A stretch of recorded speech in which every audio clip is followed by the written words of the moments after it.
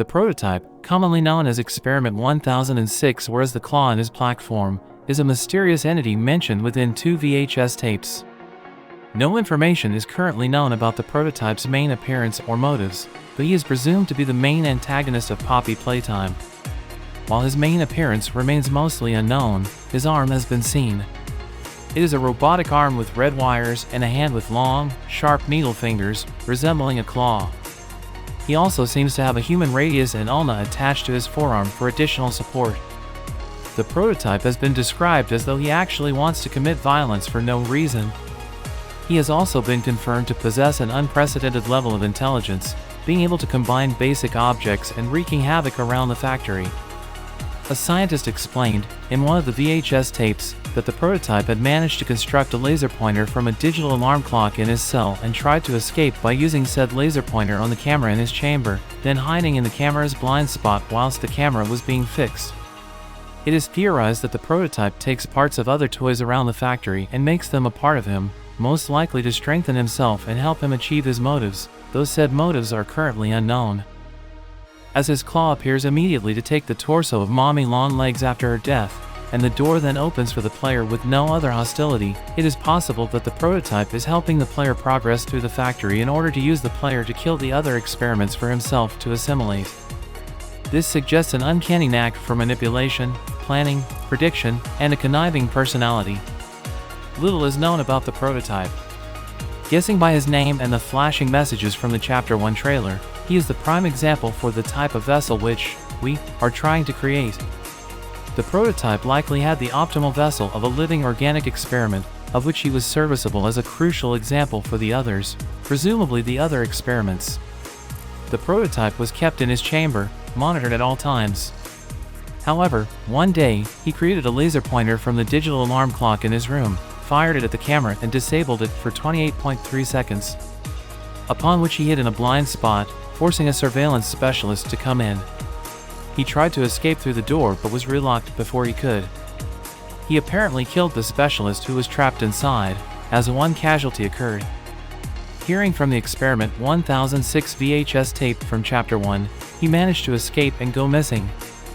He also caused some unknown events to happen, which is presumed to be a massacre by the sounds of screaming, pounding, something running around in the vents, and the cutting off and supposed death of the scientist recording the tape.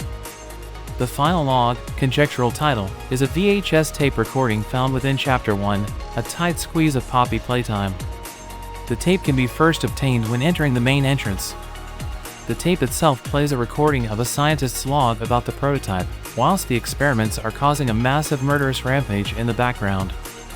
Towards the end, the scientist is interrupted and killed by an unknown creature.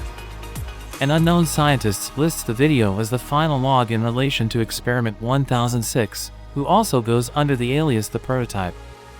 The scientist logs the current state of the prototype, explaining that his precise coordination and cooperation remains. However, unlike prior logs, the prototype seems to have been missing for some time. In the background of the final log, people can be heard screaming as the monsters roam freely around the factory. The scientist continues by explaining that without the prototype, their experimenting had gone wrong and they can't continue. The scientist stops speaking for a brief second to the surprise of a monster banging on his door. The scientist finalizes the tape by explaining to any future viewers that if they want to continue the experimentation that was preformed with Playtime Company, they must safely confine the monsters at a secure location. The scientist attempts to conclude the tape by explaining that understood or not, the experiments created was a large breakthrough in science and one more discovery will continue the work the scientist preformed.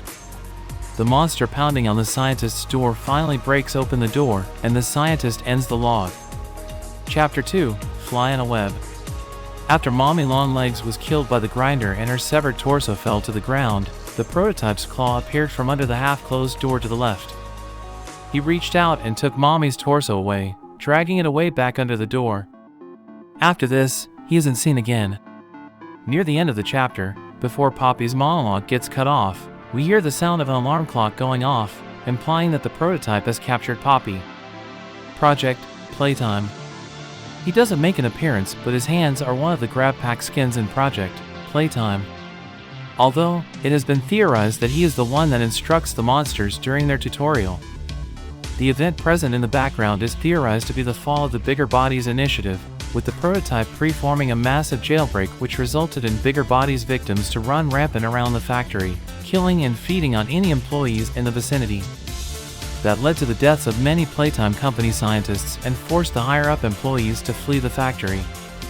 This event could also lead us into the events of Project Playtime, where Leith Pierre sends in resource extraction specialists to collect the toy parts in the puzzle pillars, while the prototype sends savage monsters such as Huggy Wuggy, Mommy Longlegs and Boxy Boo to stop them and use their bodies to feed the starving experiments around the factory, such as the Wuggies.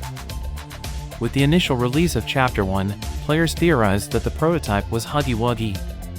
This theory was disproved in Chapter 2, as Huggy Wuggy was referred to as Experiment 1170 in one of the logs left by the scientists. Human bones can be seen tangled in the wires of the hand, showing that the prototype was once human or that it took bones from one of the employees. It could likely have been taken from those he killed, as when Mommy Longlegs was being crushed to death in the grinder, she screamed that he'll make me part of him. This suggests that he's taking parts of toys and humans and making them part of his body. Given how Mommy states it, it is implied that toys are fully aware of what is going on in the factory. A number of death screen messages mention the prototype.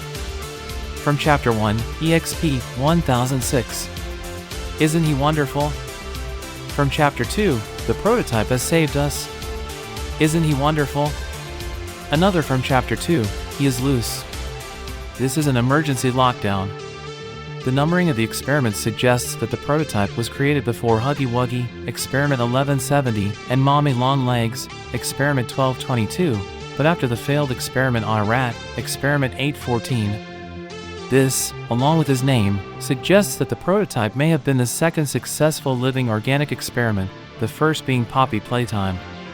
In Project Playtime, a mysterious voice instructs Huggy Wuggy on what he needs to do to stop the survivors.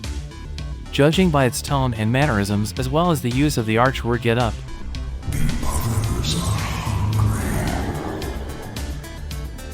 The others are starving. Get up! it is heavily implied that this voice belongs to the prototype. It is speculated that the prototype is trying to save the kids and experiments from Playtime Company.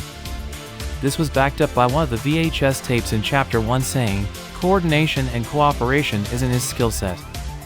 It is also speculated that the prototype is Elliot Ludwig, saving those he had failed by fighting back against Harley Sawyer.